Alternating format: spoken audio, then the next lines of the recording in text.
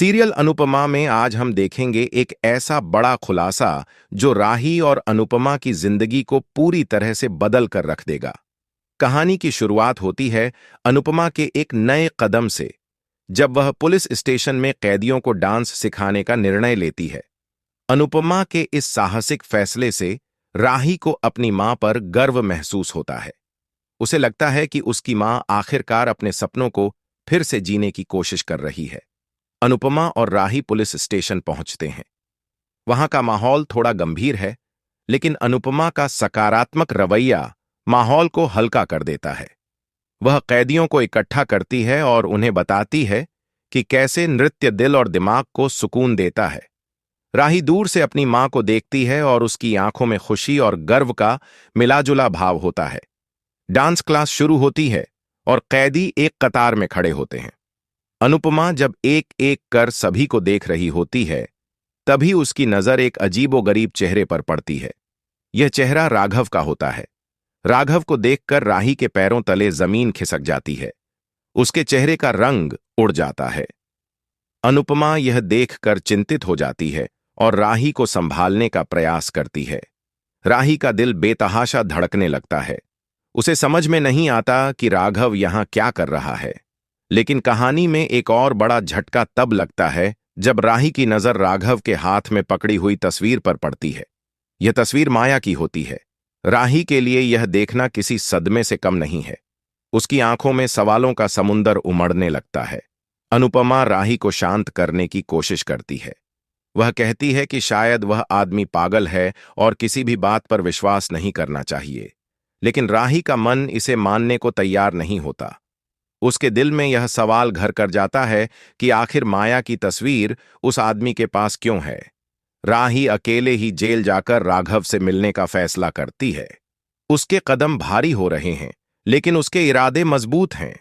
Jail के भीतर राघव को देखते ही राही के मन में कई तरह की भावनाएं उमड़ने लगती हैं। वह बिना समय गवाए राघव से पूछती है, यह तस्वीर तुम्हारे पास क्यों है?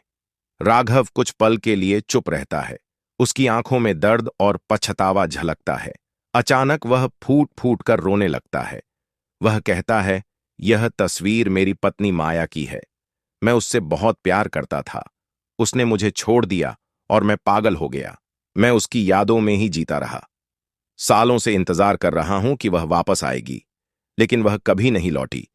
उसके बिना मैं बिखर गया और खुद को संभाल नहीं पाया। राघव की बात सुनकर राही की आंखें नम हो जाती हैं। वह आहिस्ता से कहती है, यह माया अब इस दुनिया में नहीं है, और माया मेरी मां थी। राघव यह सुनते ही सन्न रह जाता है। उसे विश्वास नहीं होता कि उसकी बेटी उसके सामने खड़ी है। राघव की आंखों से आंसू थमने का नाम नहीं लेते। वह टूटे हुए स्वर में कहता है, मैंने तो कभी नहीं सोचा था कि मेरी माया का अतीत इतना दर्दनाक होगा। मेरी ही बेटी मेरे सामने है और मैं उसे पहचान नहीं सका। राही के दिल में एक अजीब सी कशमकश चल रही है। वह समझ नहीं पा रही कि अपनी भावनाओं का क्या करे। उसके मन में गुस्सा भी है और दर्द भी। उसे इस बात का दुख है कि उसकी मां ने इतने बड़े सच को उससे क्यों छुपाया। उधर अनुपमा इस पूरी सच्चाई को कोठारी परिवार से छिपाने का फैसला करती है। उसे डर है कि अगर यह बात बाहर आई तो परिवार में उथल पुथल मच जाएगी। अनुपमा जानती है कि राघव का अतीत राही के लिए बड़ा झटका है और वह राही को इस दर्द से बाहर निकालने की कोशिश करती है। राही को अब अपने पिता को समझने की कोशिश करनी होगी। उसे पता करना होगा कि राघव सच में बदल चुका है या फिर उसका पागलपन अब भी कायम है। साथ ही राही के मन में यह सवाल भी है कि क्या माया की मौत के पीछे कोई बड़ी साजिश थी। कहानी में आगे और भी बड़े खुलासे होने बाकी हैं। अनुपमा की जिम्मेदारी अब और भी बढ़ गई है, क्योंकि उसे न सिर्फ राही का ख्याल रखना है, बल्कि राघव की सच्चाई को भी परखना है। क्या राही अपने पिता को माफ कर पाएगी?